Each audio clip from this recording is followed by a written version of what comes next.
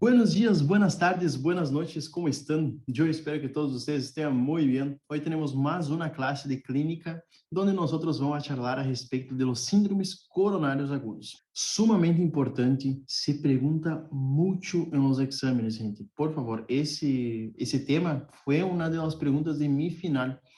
No estoy diciendo que es muy importante solamente que me preguntó, pero generalmente es pregunta y es una pregunta muy frecuente, tanto en los finales quanto em las eras, em los orales de las eras. Que é importante de síndromes coronários agudos? Temos que saber que os síndromes coronários agudos é uma manifestação, ¿sí? São manifestações isquêmicas do coração. E como que nos vai traduzir essas manifestações isquêmicas? Vai aparecer ou por elevação do segmento ST ou sem elevação do segmento ST. Sin elevación del segmento ST, nosotros vamos a tener la angina estable, el infarto miocardio no Q y el infarto miocardio Q. Y con elevación del segmento ST, nosotros vamos a tener el infarto miocárdico Q y el infarto miocárdico no Q. Estes dos son sumamente importantes y nosotros vamos a ver hoy. Vamos começar primeiro por los síndromes coronários agudos com supra-ST e depois nós vamos ao sem supra-ST e vamos englobar todo al fim no tratamento. Bueno, que é o supra-ST? Quando falamos isso, elevação do segmento ST, supra-ST, estamos nos referindo a uma elevação do segmento ST, que como se vê no electro normal, quando não temos supra nem infra-ST, como se vê um electro normal. Temos a onda P, complejo QRS, la onda T, el segmento PR, segmento ST. Fundamentalmente, la alteración de los síndromes coronarios agudos, tanto supra ou infra-ST, o ponto de referência que nós devemos sí o sí prestar mucha atenção é o ponto J. Ou seja, temos obviamente uma elevação do ponto ST, pero acuérdense que o ponto J é justo no fim da onda S em união en ese segmento, o sea, fin de la onda S hasta el inicio de la onda T. El punto J es el punto de unión de esas dos. Lo que sí o sí es importante es mirar ese punto, el punto J que está acá. Ese es el punto J. Muchas de las veces el punto J puede estar supra ST, o sea, arriba de lo normal, porque es una línea isoeléctrica y a veces está arriba, y puede estar también infra ST. Cuando nosotros tenemos una lesión isquémica, o sea, una isquemia del miocardio, sea ella por el factor que sea, que generalmente la causa más frecuente acá del infarto agudo del miocardio, o sea, síndrome coronario agudo con supra-ST, la causa más frecuente es la obstrucción completa de la arteria, de alguna de las arterias coronarias, y esa obstrucción se da por aterosclerosis. La aterosclerosis es la causa pero más frecuente en el mundo de síndrome coronario agudo. Nosotros, cuando tenemos una obstrucción en una arteria coronaria, va a causar el dolor anginoso por cuenta de un déficit de oxígeno, que ya vimos en la otra clase. Pero el punto es, cuando nosotros tenemos una obstrucción de esa arteria, inicialmente tenemos una isquemia, y la isquemia se traduce en la onda T. Isso significa la isquemia. Isquemia é onda T. Quando a isquemia é subepicárdica, a onda T é negativa e se vuelve simétrica. Quando se vocês se acuerdan, na classe de electrocardiograma, nós havíamos dicho que a onda T tem um ascendente lento e um descendente rápido, é assimétrico lo normal. E em casos de patologias, a onda T se vuelve simétrica. Isquemia, quando é subepicárdica, onda T negativa, e quando é subendocárdica, a onda T vai estar positiva. Ambos casos vai estar simétrico. Isso é quando temos isquemia. Acuérdense isso, muito frequente entrar em los escritos a respeito da onda T. Quando é onda T negativo, que é quando há onda T negativa e que é quando há onda T positiva, que no caso é subepicárdica e subendocárdica. Quando vamos falar de lesión, aí sim, gente, nós vamos a mirar quem? O segmento ST. Se temos supra del segmento ST, temos uma lesión subepicárdica. Y cuando nosotros tenemos un infra-ST, tenemos una lesión subendocárdica. Como yo, Christian, memoricé todo eso? Yo memoricé pensando lo siguiente: memoricen solo uno. ¿Sí? Por ejemplo, voy a memorizar, que para mí resultó más fácil, voy a memorizar que el segmento ST, si es positivo, es subepicárdico. Y si es negativo, es subendocárdico. En cambio, cuando nosotros hablamos solamente de lesión, nosotros vamos a pensar que é lo inverso, ou seja, se é subepicárdica, onda T negativa, é o inverso do segmento ST, e se é subendocárdica, a onda T vai ser positiva. Eu memorizei uno, lesión segmento ST, supra, infra. Lo contrário vai ser uma onda T, que é isquemia. Memorizem, anotem isso que eu falei recém, que é um código, anotem isso, porque seguramente les vai ajudar a recordar isso. Entonces, nosotros lo que debemos sí o sí pensar es lo siguiente: síndrome coronario agudo. ¿Cuál es la causa? Es la obstrucción por una placa de ateroma, la causa más frecuente, y todo eso va a desencadenar procesos fisiológicos por cuenta de la isquemia que está causando en ese corazón. Y esa lesión, esa afectación, esa obstrucción de esa arteria coronaria nos puede traducir en el electrocardiograma con alteración del segmento ST fundamentalmente. Já vamos ver quais são as outras alterações, pero é fundamentalmente, vamos mirar aqui, segmento ST, la onda T e la onda Q. E é isso que nós vamos mirar. Porque se vocês se acuerdan, há 2, 3 minutos, não sei quanto hace, pero eu falei que a afectação miocárdica, o síndrome coronário agudo, podia ser com supra-ST, sem supra-ST. E, a sua vez, poderia ser um infarto no Q ou um infarto Q. O que quer dizer no Q ou Q? La onda Q, a nosotros, lo que nos refere a la onda Q é basicamente uma necrosis. Necrosis, acuérdense isso. Então, quando há necrosis, o infarto, o síndrome coronário agudo pode ser com necrosis ou sem necrosis. Qual é a diferença de sem necrosis ou com necrosis? La evolución de la patología. Acuérdense que cuando nosotros tenemos una obstrucción, tardé ahora legal para hablar obstrucción, pero cuando tenemos una obstrucción en alguna arteria coronaria, impide el flujo, isquemia, lesión y necrosis, gente. Acuérdense de esos 3 pasitos que van a llevar para el resto de la vida y que sí es acordar, hay que acordarse. Entonces, cuando nosotros vamos a hablar de síndrome coronário agudo, com supra-ST, sem supra-ST. A sua vez, ambos podem ser com infarto agudo do miocárdio com onda Q ou sem onda Q. A onda Q, acuérdense que é necrosis. Necrosis. E qual é a onda Q? Que sempre genera muita dúvida. Isso seria o normal da onda Q. Isso é o normal. E mirem a onda Q patológica. Ele se ensancha um pouco mais e muitas das vezes queda mais profunda de lo habitual.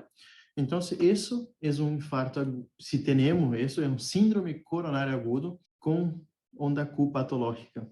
Síndrome coronário agudo no Q, que será isquemia, que é solamente uma alteração da onda T. Acuérdense que a onda T vai depender se é subendocárdico ou subepicárdico, onda T simétrica, positiva ou negativa. Lesión va a tener alteración del segmento ST y necrosis, hay alteración del QRS, que ahora estamos viendo una onda Q patológica. Esa onda Q se vuelve más frecuente, más profunda y también más ensanchada en su tiempo. Básicamente es eso, de manera bien general, en el electrocardiograma, lo que sí o sí debemos buscar es que cuando vamos a evaluar haciendo toda la metodología de análisis de un electrocardiograma, que ya vimos en la clase, hay que sí o sí mirar si hay supra o infra ST, mirar si hay onda Q y también cómo está la onda T. Básicamente es eso que nosotros no podemos nos olvidar en mirar. Y también es muy importante que hablen todo eso que yo estoy diciendo en el oral, porque suele ser pregunta, ¿qué es un infarto? ¿Qué es una lesión? ¿Cómo se aparece en el electro una lesión, una isquemia y una necrosis? Entonces, por lo menos, gente, por lo menos, ese texto, mini texto acá, isquemia, alteración de onda T, lesión, segmento ST y necrosis onda Q, sí o sí hay que saber, Sí o sí hay que saber. Eso es lo básico para un electrocardiograma. ¿Cuál es el otro punto muy importante del electrocardiograma en el síndrome coronario agudo? Tenemos que saber cuál es la región del infarto. No es difícil, juro para ustedes, no es difícil. Yo voy a mostrar con dos metodologías, en realidad es la misma, pero con diferentes colores ahí, y también es muy, pero muy importante memorizar eso. Yo voy a les mostrar cuál fue como yo hice para memorizar, porque quedó más sencillo para mí. Vocês podem memorizar tanto escrevendo ou solamente mirando. Para mim, me facilitou um montão essa imagem de acá. Qual é o ponto, gente? Qual é o ponto? Há que memorizar quais são as caras do coração. Não há outra coisa para hacer. É muito, pero muito importante isso e se pergunta no exame. Eu não sei como vai ser o exame este ano, pero quando era presencial, o que passava era que havia 10 eletrocardiogramas e se tuviera um síndrome coronário agudo em algum dos electros, acuérdense que, e diferenciem isso, síndrome coronário agudo, a diferença do infarto agudo do miocárdico es que síndrome coronario agudo yo solo tengo el electrocardiograma y infarto agudo del miocardio yo tengo el electro y la clínica.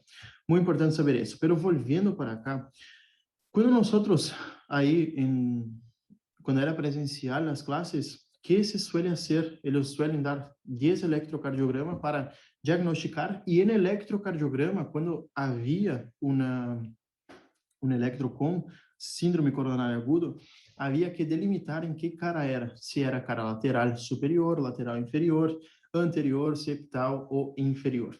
Sí ou sí é muito importante. E para recordar tudo isso que eu falei e que eu creio que esse ano vai entrar, sepam o seguinte, eu memorizei assim. Eu memorizei solamente, eu enfoquei nessa imagem, eu juro para vocês, enfoquei nessa imagem que deu uns 5 a 10 minutos aí mirando. D1 e AVL é lateral, alta, se pode chamar assim. D2, D3 e AVF é inferior. Eu sempre empiezo com D2, D3 e AVF, porque eu hago uma L, assim, em minha cabeça. D2, D3 e AVF é inferior. D1 e AVL é lateral. Depois V1, V2, septal, V3, V4, anterior, V5 e V6 é lateral baja. Por isso que é muito importante que nós repassemos todo isso. Acá abaixo dice descrito, gente. Dice descrito quais são as regiões. Pero para mim não é, em minha opinião, não é tão didático mirar assim, memorizar assim as derivações. Lo que eu hacía era isso que eu les hablé. Eu quedava aí pensando, bueno, ¿por que D1 e AVL é lateral alta? ¿Por que D2, D3 e AVF é lateral baja? É inferior, perdão, lateral baja é V5 e V6. Basicamente, se vocês memorizam, com a memória fotográfica isso, ou se vocês escrevem todo isso, facilita um montão na hora de, por exemplo, nos ver um electrocardiograma, nós tiene supra-ST em V5, V6, D1 e AVL. É um lateral extenso. Então, isso nos ajuda a memorizar. Porque se nós temos que enfocar em los colores e em las derivações. Eu memorizei assim e me ajudou um montão. Outra maneira de memorizar, é memorizando esse diagrama, esse eje acá, pero para mim é um pouquinho mais complexo. O que me ajudou a memorizar esse eje, que não há nesse quadrito acá, o que realmente, gente, me ajudou a memorizar todo isso foi o seguinte: eu memorizei junto com esse quadrito de arriba, eu memorizei de abaixo, memorizando o seguinte: bueno, artéria coronária direita, esquerda e la circunfleja. Memoricem essas três artérias. Generalmente não se pergunta. Por suerte não se pergunta, pero por las dudas, sepan. Lo que hay que sí o sí acordarse es lo siguiente. Nosotros tenemos tres arterias, la coronaria derecha, la descendente anterior y la circunfleja. ¿Qué hay que saber de acá y que generalmente no es pregunta de examen? Saber qual derivação evalua qual artéria. Por exemplo, se temos um supra em V1, V2, V3, V4, V5, V6, provavelmente há uma afectação de lá descendente anterior. Miren solamente isso. É difícil se obstruir, por exemplo, as duas, haver um supra em todas as derivações, isso é muito raro, pero sí é importante saber, por lo menos, quais são as artérias que irrigam o coração. Descendente anterior, coronária direita e la circunfleja. Sí ou sí. Acá,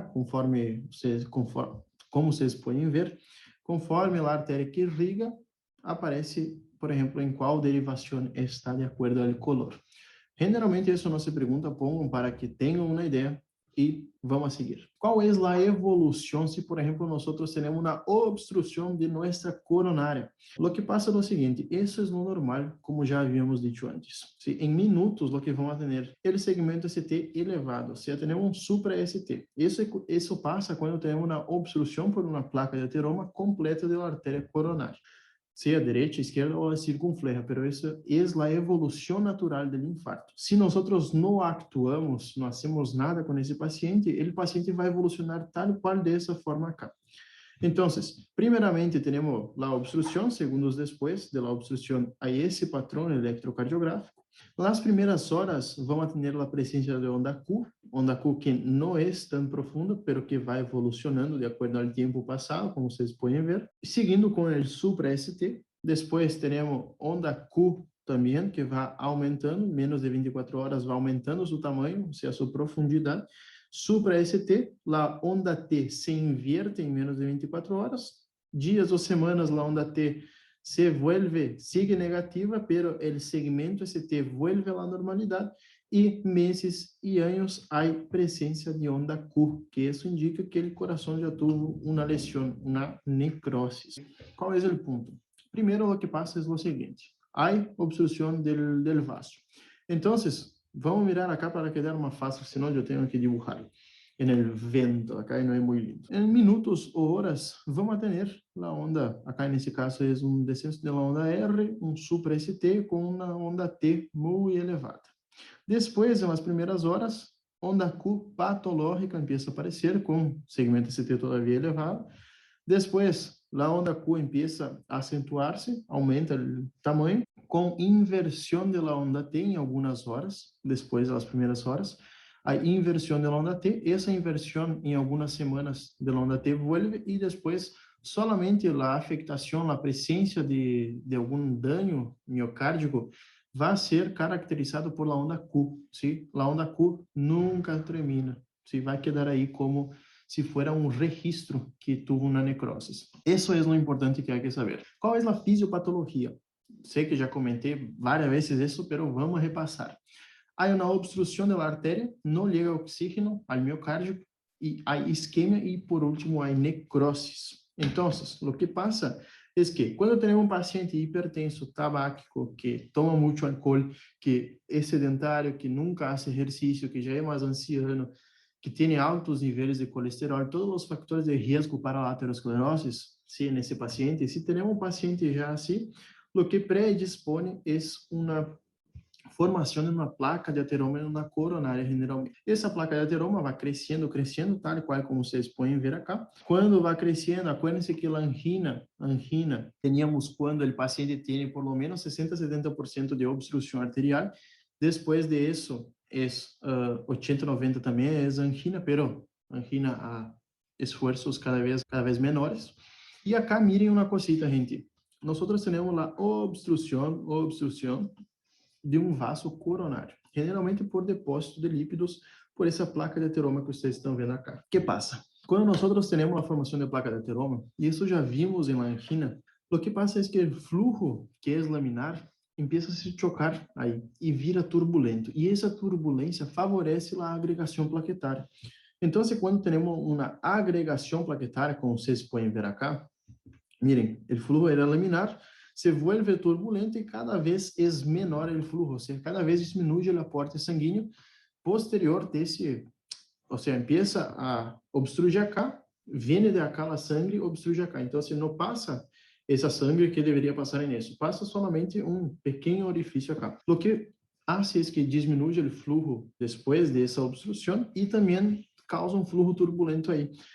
Esse flujo turbulento, em algum momento, pode ser um acidente de placa, assim como vocês estão vendo acá, isso é um acidente de placa, e depois empieza a agregação plaquetária. Quando há um acidente de placa, esse vaso que já estava quase total obstruído por la placa de ateroma, quando há um acidente de placa, que por conta do flujo turbulento, empieza a agregação plaquetária e então empieza o depósito aí de plaquetas. E esse depósito, de uma maneira assim bem sencilla para dizer-lhes, vai se cada vez mais depositar e esse vaso que estava já com um fluxo sanguíneo muito baixo, empieza aí a obstruir totalmente o vaso e então causa lá isquemia.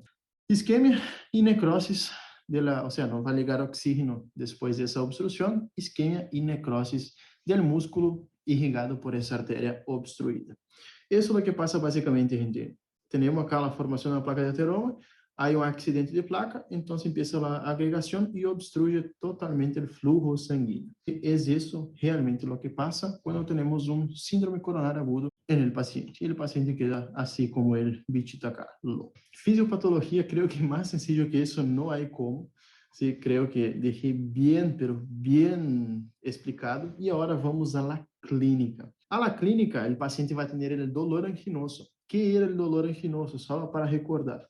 Es una opresión retroesternal o es una presión que generalmente retroesternal, sí, es una opresión retroesternal que generalmente se irradia hacia, como es un dolor visceral, se irradia hacia el lado izquierdo. Ou seja, cuello esquerdo, mandíbula esquerda, braço e mano esquerda. Em realidade, braço e antebraço. Dificilmente a la mano, pero puede pasar. Eso es el dolor anginoso. ¿Qué hay más que haber para ser caracterizado como dolor anginoso? Síntomas neurovegetativos, sudoración, palidez, taquicardia, todo eso sí o sí debe estar presente para que sea un dolor anginoso. Que es el otra cosita, gente. Dolor anginoso, sí, es mano en garra, signo de Levin. No es apuntando, no es apuntando. Ya hablé eso en la clase de angina, pero acuérdense que si el paciente apunta, quiere decir que probablemente no es anginoso, que es una otra causa, que es un dolor torácico de otra causa que no sea cardíaca. Generalmente, el paciente que apunta son mujeres aí. Eso fue lo que yo vi cuando acompañé. São mulheres que estão muito estressadas, que estão passando por um momento emocional. Então, o que vêm, tem um dolor de peito, pensam que estão, não sei se realmente simulam ou pensam que estão infartando, vão à consulta aí, te duele aonde? Señalame onde te duele. E ela vem e toque, de maneira bem localizada. Isso não é infarto, não é infarto. Obviamente se hace el electrocardiograma por las dudas, pero não é infarto na maioria, 99% das vezes. Só há que dar um calmante para essa mulher estressada aí e seguimos com a vida. Isso é o dolor anginoso.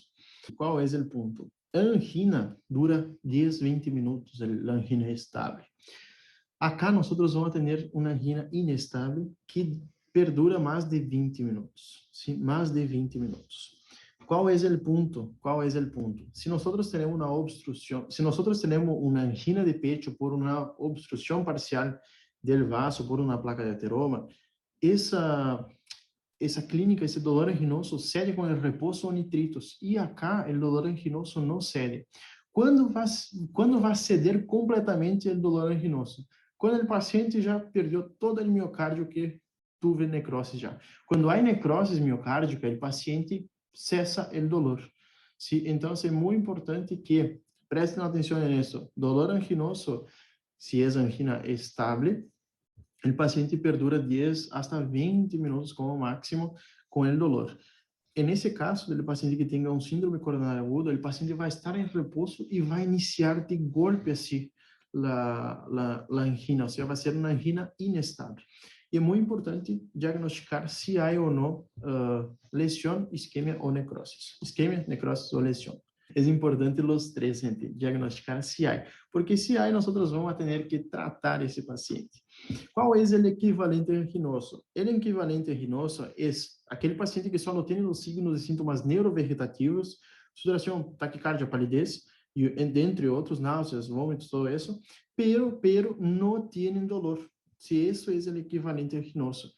¿En quién puede parecer eso? Eso ya hablé en la clase na outra classe também, pero agora repito. Equivalente aginoso puede aparecer em mulheres, ¿sí? Mulheres, ancianos e principalmente, fundamental, diabéticos. Muitas das vezes os diabéticos não referem o dolor, solamente referem que têm uma sensação de úlcera gástrica ou que têm uma sensação de pesadez estomacal.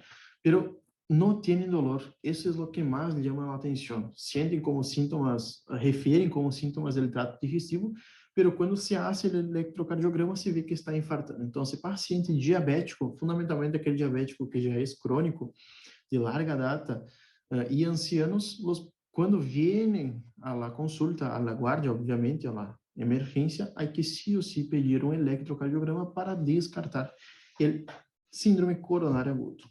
E pode haver também a presença de signos e sintomas de insuficiência cardíaca. Quais são os signos e sintomas de insuficiência cardíaca? Bueno, nós vamos ter uma classificação, que é a classificação de Philip-Kimball. Perguntou em mi final isso. Classificação de Philip-Kimball, que era e para que servia, e também perguntou o tratamento de síndrome coronário agudo. Em mi final perguntou isso. Então, miren Philip-Kimball sí o sí 10, 20 veces y acuérdense que como es clasificación hay que escribir unas 5 veces porque fue pregunta de mi horario. ¿A quién se hace Philip-Kimball? Se hacen pacientes con infarto en función de la presencia o ausencia de hallazgos que sugieran disfunción ventricular. O sea, acuérdense que cuando nosotros tenemos un déficit de oxígeno en un músculo, el músculo simplemente deja de contraer. Y cuando deja de contraer, nosotros vamos a tener, como vocês podem ver acá, como estamos falando de coração, podemos ter uma insuficiência cardíaca. Temos Philip 1, 2, 3 e 4. Philip-Kimball 1, é basicamente que o paciente não tem signos nem sintomas de insuficiência cardíaca esquerda. Mortalidade desse paciente, 5, 6%. Gente, não memoricem as estatísticas, se bem cerquita, 2%, 2,25%, 9%. Não memoricem assim. Simplesmente que memoricem, de 3 a 6, pueden memorizar la manera que ustedes quieran, pero memoricen por lo menos que sea cerca, no por ejemplo, 2% y vos dije que 90%, eso no puede pasar, pero cercano así, no importa, puede ser. Entonces, aquele 1 no tiene ningún signo de síntoma de insuficiencia cardíaca, la mortalidad es baja, 6%, 5, 6% aproximado. Philip 2, o paciente vai apresentar estertores ou crepitantes úmidos, terceiro ruído ou aumento da pressão venosa jugular. Esse paciente que apresenta esses signos ronda a mortalidade de 20%. Acuérdense que esses hallazgos vão apresentar no paciente que já está começando na insuficiência cardíaca. Acuerden a classe de insuficiência cardíaca. Sí o sí, gente, para entender é muito importante que repassem a classe de insuficiência, de choque, todo isso, porque se nós não repassamos por aí, quedamos com uma lacuna e não conseguimos complementar. Mas, basicamente, Philip 2, há como se fuera, há flujo retrógrado ao pulmão, então o coração não está bombeando o suficiente, vuelve, então há engurgitação jugular, pode haver terceiro ruído e também pode haver crepitantes pulmonares. En el Philip 4, aí sim, já está muito complicada a coisa, porque já é edema agudo de pulmão, mortalidade em 40%, mirem como evoluciona a mortalidade, sim, e Philip 4, o paciente já entra em choque cardiogênico, 81%, 85% de mortalidade. Qual é o ponto? Qual é o ponto? E quero que vocês mirem isso. Sem signos e sintomas, solamente uma leve alteração hemodinâmica do paciente, depois paciente com edema agudo de pulmão, que é a insuficiência cardíaca descompensada e, por último, choque cardiogênico. Acuérdense isso, então, sem signos e sintomas, insuficiência cardíaca descompensada e choque cardiogênico. Basicamente, para quedar mais fácil, eu memorizei assim, mas não vayan a dizer que Philip-Kimball é assim. Não é assim, gente. Philip-Kimball é isso como está na tableta. E sepam, 6, 17, 38, 81. Eu memorizei assim e saí bem, graças a Deus. Pero bueno, Nós outros, se sabemos qual é a clínica do paciente que vai vir com um dolor anquinoso, que vem com o signo de Levine, com a mão em garra, que tem, por exemplo, signos e sintomas neurovegetativos, ou em aquele paciente diabético que é um pouquinho distinto, o que temos que fazer é que sospechar um infarto, sim ou sim, pedir um eletrocardiograma, que é o mais sencillo que se faz em toda a guardia. É fundamental, muito, muito importante. Gente, se vocês me dizem em um simulacro de oral que ou se olvidam do eletrocardiograma em cardio, eu les invito a repassar. Eu les invito a repassar. Então, sí ou sí, electrocardiograma é fundamental. E qual é o ponto? Deve estar presente supra-ST em dois ou mais derivações que miram a mesma cara. Ou seja, se, por exemplo, nós estamos falando de um infarto de la cara inferior, deve estar por lo menos em D2, D3 e AVF. Sí ou sí, ou solamente D2, ou solamente D3, ou em D3 e AVF, pero sí ou sí em dois ou mais derivações que miram a mesma cara. Por isso que é muito importante memorizar as caras, porque senão nós quedamos aí boiando, como se diz muito em Brasil. Bueno, qual é o ponto então? Nós vamos ter supra-ST, supra-lesión en el electrocardiograma en dos o más derivaciones de la misma cara. ¿Cuál es el punto, gente? Que nosotros sí o sí debemos saber. Nosotros vamos a tener la imagen en espejo, ¿sí? En el electrocardiograma del síndrome coronario agudo, nosotros tenemos sí o sí la imagen en espejo. ¿Qué quiere decir eso? Em uma área eu tenho supra-ST, em outra área, em outra derivação que seja o espejo, eu tenho infra-ST. Por isso que quando nós temos um eletrocardiograma que há infra e supra-ST junto, eu tomo como se é um síndrome coronário agudo com supra-ST e as derivações que eu tenho infra-ST, eu sei que são as derivações em espejo de las outras. Então, sí o sí hay que saber eso. Evolución del electro, entonces, solo para repasar todo eso, en minutos, onda T simétrica, sí puede ser positivo o negativo, pero en esos casos va a ser positivo. Más de 30 minutos tenemos un supra-ST, después, más de 6 horas, tenemos la onda Q patológica, como vocês podem ver acá la onda Q, acá la onda Q patológica con supra-ST, más de 24 horas, onda Q. Se ele supra-ST já diminuiu um pouquinho e mirem lá onda T invertida, e mais de uma semana, lá onda T queda invertida e aí onda Q. Qual é o ponto acá? La onda T, em algumas semanas, meses, vuelve à normalidade, pero la onda Q vai quedar como se fosse um registro desse coração. E acuérdense que electrocardiograma, dos ou mais derivações da mesma cara, mas, e não se olvidem, imagem em espejo, ou seja, mais infra em las derivações em espejo.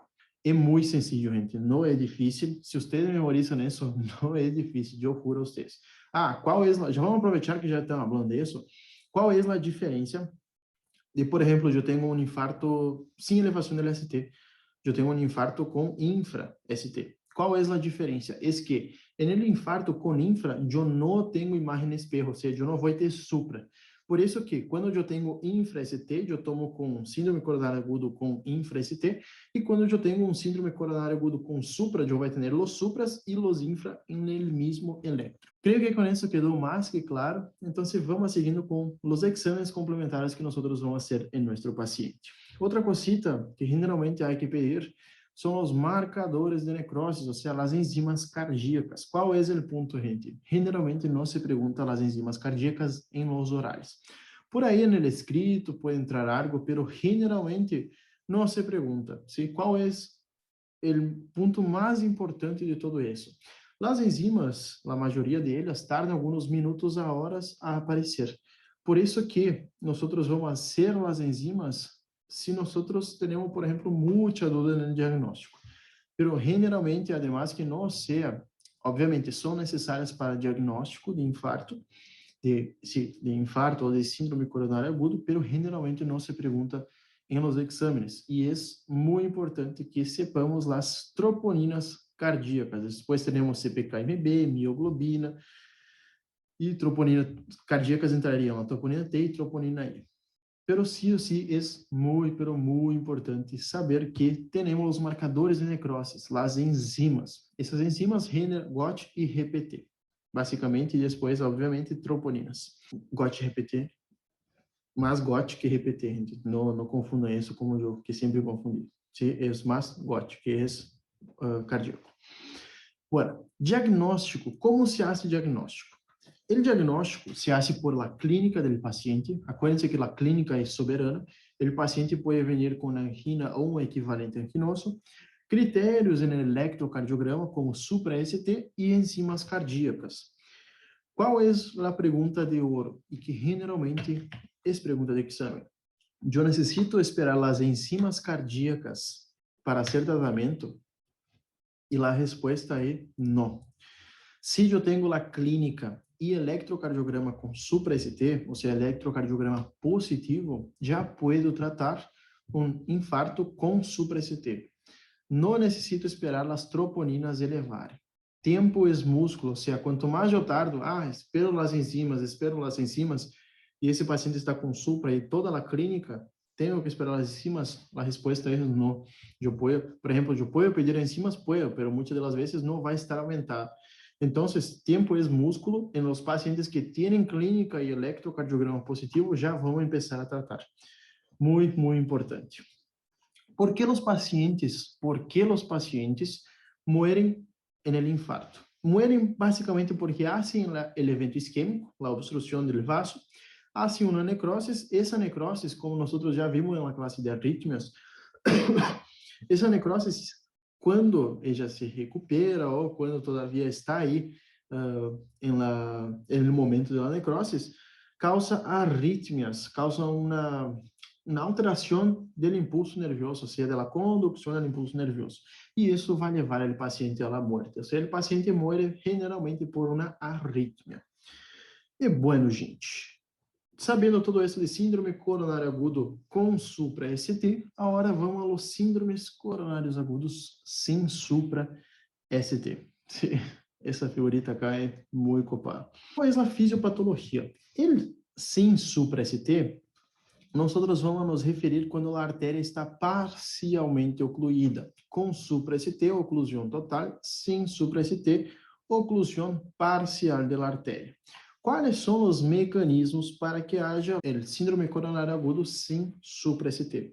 Bueno, nós temos 3 mecanismos básicos, que é o vasoespasmo, a embolia coronária e a vasculitis. A vasculitis seria o tacajaço e o vasoespasmo teníamos, por exemplo, a angina de Prince-Metal, que também pode ser englobado dentro de um síndrome coronário agudo sem supra-ST.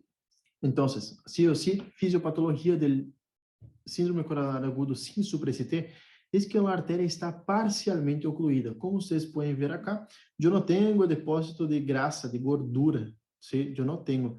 Solamente tenho um vasoespasmo. A artéria simplesmente se contrai, ou em caso de vasculitis, lesão endotelial, eu posso ter um síndrome coronário agudo por uma artéria parcialmente ocluída. Exames complementares, como sempre. Qual é a clínica antes que eu me olvide? O paciente vai vir com um quadro de dolor anginoso ou também pode vir com um equivalente anginoso. Como exames complementares, nós podemos fazer eletrocardiograma e esse eletrocardiograma vai vir sem supra-ST, vai ter somente o infra-ST. Como nós podemos ver acá? Bueno, aonde eu tenho o infra-ST? D2, eu tenho um infra-ST V3, V4, acá pode ver um pouquinho V5 e V6. Isso é infra-ST, gente. O segmento ST está para abaixo. Qual é o ponto? Se nós buscamos em las outras derivações, D1 a D3, a VL a VF, de V1 a V6, não há supra. Pausem o vídeo aí e empiecem a buscar supra. Empiecem. Sim, há um supra, obviamente. Há um supra em AVR. Pero AVR não vale de nada. Basicamente é assim. AVR não vale. Então, não mirem AVR. Isso não é para mirar. Mirem solamente o restante.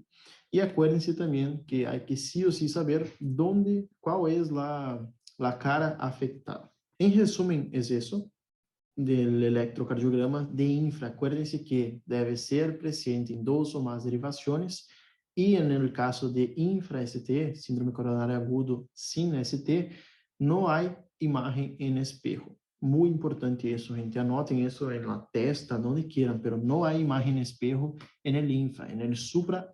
Después nosotros também podemos pedir laboratório, marcadores de necrosis, radiografia de tórax, pero a radiografia, acuérdense que é mais que nada para diferenciar com outras causas de dolor torácico, e ecocardiograma, que obviamente pode nos aportar muita coisa.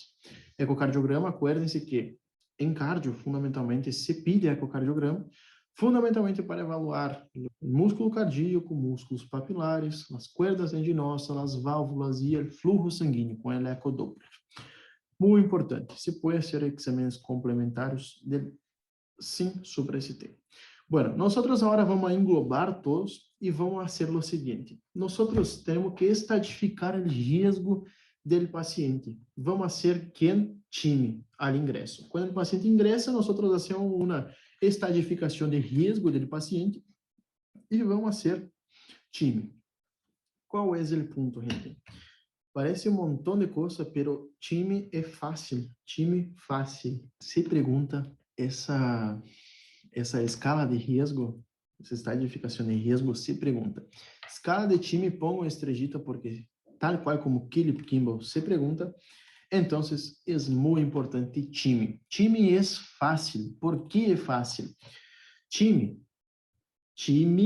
FAC. Time é fácil.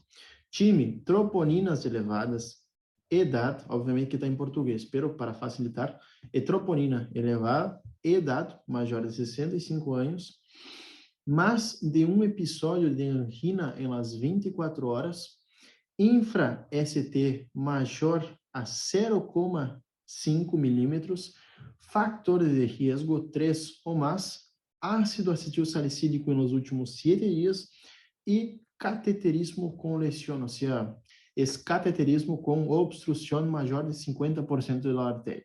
A isso se refere. Time, então, vamos agora à tablita aí que para memorizar existe a mnemotécnica, pero vamos agora para a tablita. Nós vamos pontuar nosso paciente, ¿sí? De acordo a sua idade, a seu factor de risco cardiovascular, sí, está um pouquinho distinto, pero é basicamente o mesmo.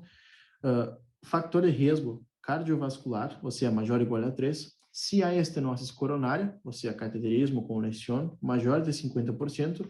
Desviação do segmento ST, maior ou igual a 12 anginas nas últimas 24 horas.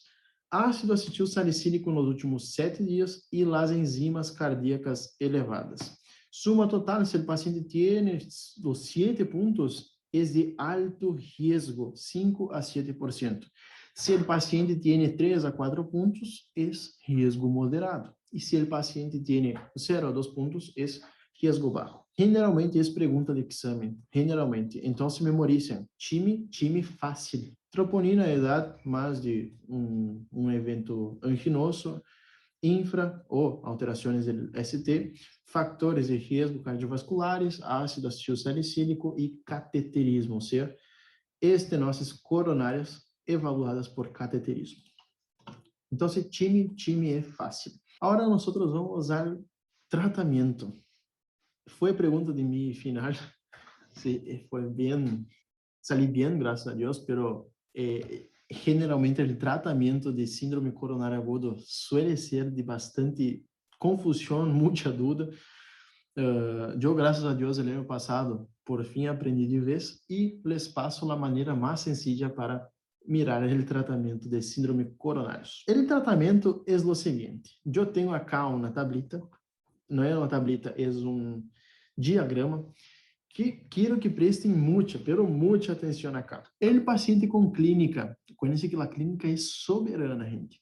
Dolor torácico anginoso de características inestáveis. Se hacemos um eletrocardiograma em menos de 10 minutos de ingresso do paciente. Se há elevação persistente do ST ou qualquer bloqueio de rama, tomamos como síndrome coronário agudo com supra-ST. Acuérdense que bloqueo de rama entraría en los criterios de Sgarbossa, pero generalmente los criterios de Sgarbossa no se pregunta en los horarios. Lo que se pregunta es eso, tratamento del síndrome coronário agudo. Qual é esse ponto acá, gente? Vindo um paciente, então vamos simular. Vindo um paciente com típico dolor anquinoso, hacemos um eletro, hay supra-ST constante, ou seja, hay persistente supra-ST, vamos a perguntar, hacer anamnese do paciente e perguntar, desde quando duele? Se duele menos de 12 horas, nós vamos fazer a reperfusão do paciente. A reperfusão. Se duele mais de 12 horas, entre 12 e 48 horas, vamos ver se hacemos reperfusão ou coronariografia, e se tem mais de 48 horas de evolução, é um infarto evolucionado. Então, vamos diretamente à coronariografia. Então, só para repassar, paciente vindo com dolor típico rinoso, hacemos um electro, tem um supra-ST. Tem um supra-ST, perguntamos, desde quando te duele? Menos de 12 horas, podemos fazer a terapia de reperfusão. Se é entre 12 e 48 horas, vamos individualizar. O que quer dizer isso? Elegimos se vamos fazer a reperfusão ou se vai diretamente à coronariografia. E mais de 48 horas, isso nem se habla, que vai diretamente à coronariografia. Qual é o ponto, gente? Qual é o ponto? Nós, na terapia de reperfusão, quando é menor a 2 horas, e isso foi a pergunta de meu exame, quando é menor a 2 horas, vamos fazer a coronariografia primária. E quando é mais de 2 horas, temos que administrar em menos de 10 minutos o fibrinolítico, que pode ser um TPA, uma streptokinasa. Dentro de 60 a 90 minutos, evaluamos a evolução do paciente. Se não foi exitoso, vá a ser a coronariografia. Se foi exitoso, dentro de 2 a 24 horas, se hace a coronariografia precoce. Não se ingressa o paciente na unidade coronária. Sei que parece muito complexo, mas vamos simplificar isso. Chegou o paciente síndrome coronário agudo com supra-ST, generalmente menos de 2 horas. Obviamente, perguntamos desde quando que duele. Obviamente, eletrocardiograma com supra-ST, desde quando te duele? Me duele há 2 horas, 3 horas. Então, se nós, de acordo a isso, vamos a evaluar. Vamos diretamente à terapia de reperfusão. Se o paciente tem de 12 a 48, nós individualizamos e passa de 48, coronariografia precoce. Basicamente é isso. Minha pergunta de exame foi em menos de 2 horas. Se hace a percutânea, a intervenção percutânea, e em mais de 2 horas, há que fazer fibrinolisis do paciente antes de fazer a terapia percutânea. Sim. A vezes me chila o cerebro e não sai. Bueno, paciente ingressou, ¿sí? Com dolor anginoso, em outros casos, ahora, em outro lado.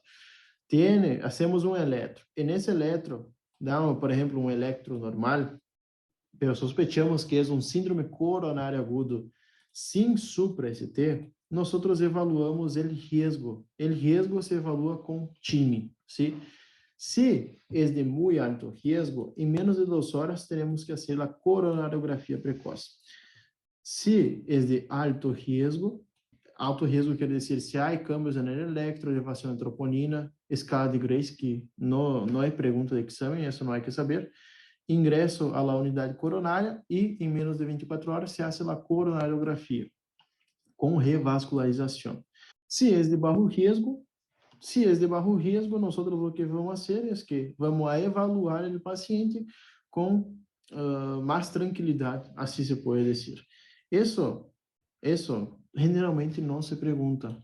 El ladito acá que pergunta, gente, el ladito que se pergunta é esse lado acá. E sim ou sim, por lo menos, se não querem memorizar todo esse esquema aí, memoricem isso.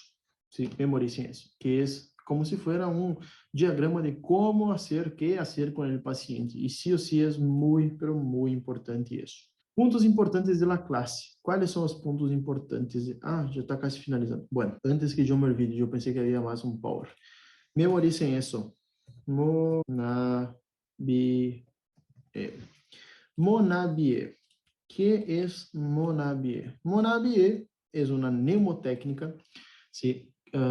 Donde nosotros vamos a memorizar cuáles son, que nosotros vamos a hacer con nuestro paciente. En Monab é fundamentalmente farmacológico, a intervenção farmacológica, pero acuérdense que, como medidas generais, o paciente deve estar em repouso, acostado na cama, bem tranquilo.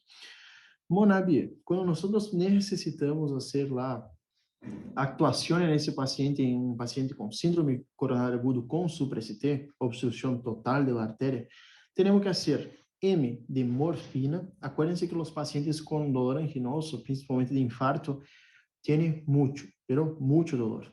E nós vamos dar morfina quando o paciente tem um risco de, por exemplo, ter um síncope por esse dolor, porque o dolor pode generar um síncope. Então, morfina, O de oxígeno, ¿sí? O de oxígeno, N de nitratos, porque os nitratos vasodilatam o sistema coronário. Então, pode aí ligar um pouquinho de sangue a esse miocárdio que está mal perfundido. Então, morfina, oxígeno, nitrato, A de antiagregação. A antiagregação acá, acuérdense que deve ser doble, com ácido acetil salicílico e, fundamentalmente, clopidogrel. Esses dois se utilizam. Depois, temos a B, que é de beta-bloqueante, I de IECA, E de estatinas e AT de heparina. ¿Sí? Então, vamos repassar. M, morfina, O, oxígeno, N, nitratos, A, antiagregação, doble antiagregação plaquetária, B, beta-bloqueante, IECA, E de estatinas e AT de heparina. Esses são os fármacos que nós vamos utilizar em nosso paciente se necessita, obviamente, lá, actuação, se é um supra-ST, uma obstrução, um síndrome coronário agudo, nós vamos utilizar isso em nosso paciente. Acuérdense que para a terapia de reperfusão, podemos ter sendo percutânea ou reperfusão por streptokinase ou TPA. Percutânea, nós vamos ter, por exemplo, vai com stent e vai com uma... Aí já vimos na classe de Angor, pero vai por la femoral ou por la radial, se ingressa, se liga aí na coronária e se põe um stent. Aí, isso seria lá o método de revascularização percutânea. E se pode fazer também bypass, segundo a anatomia coronária. Qual é o ponto acá, gente? Que quero que sim ou sim para memorizar ou para finalizar. Bueno, creio que sim. Depois vamos aos pontos importantes. Paciente com síndrome coronário agudo, acuérdense de TIMI, acuérdense de Philip-Kimball, de la clínica, del electro, que são as alterações que pode haver, a evolução do traçado eletrocardiográfico. Também há que acordar-se de o tratamento, obviamente, quando eu hago intervenção percutânea ou quando eu hago, por exemplo, uma intervenção com fibrinolisis, que é streptokinase e TPA. E depois, basicamente isso. De infarto, uma cosita que eu quero que vocês vejam, sim ou sim, del CTO, del MIR, eu les vou enviar no WhatsApp, les vou enviar as páginas que sim ou sim devem mirar, porque se pergunta muito complicações de infarto. É uma pergunta sumamente importante e que só há que mirar aí, por lo menos saber as complicações, umas 3, 4, porque há complicações mecânicas e elétricas, então há que separar essas duas. Sim ou sim, pido para que mirem assim antes de ingressar ao exame, pero é pergunta de exame isso de complicações sim ou sim. Quais são os pontos mais importantes da classe que perguntam no exame? A evolução do traçado eletrocardiográfico, ondas patológicas, que é isquemia, necrosis e lesão, Philip-Kimball e TIMI, sim ou sim memorizem, caras do coração no electro, generalmente se pergunta, e tratamento do infarto, quando eu hago, atenção, percutânea ou quando eu hago a fibrinolisis, que é o rango aí de las 2 horas, menos 2 horas ou mais de 2 horas. Sim ou sim, são os pontos mais importantes da classe e creio que estou tranquilo com a classe, eu creio que foi assim, creio que foi uma classe bem resumida, bem copada e creio que les vai ajudar, sim ou sim. Bueno, gente, qualquer dúvida me escrevam, estou à disposição de todos vocês. Tenham um excelente dia, tarde, noite, lo que seja, pero Aproveitem, estudem bastante e aproveitem que eu estou aqui. Qualquer dúvida, por favor, gente, me escrevam que eu les ajudo. Se têm qualquer dúvida com questões personais que não conseguem estudar ou algo do gênero, me envie mensagem que eu estou acá para ajudá-los. Bueno, nos vemos na próxima classe e tchau.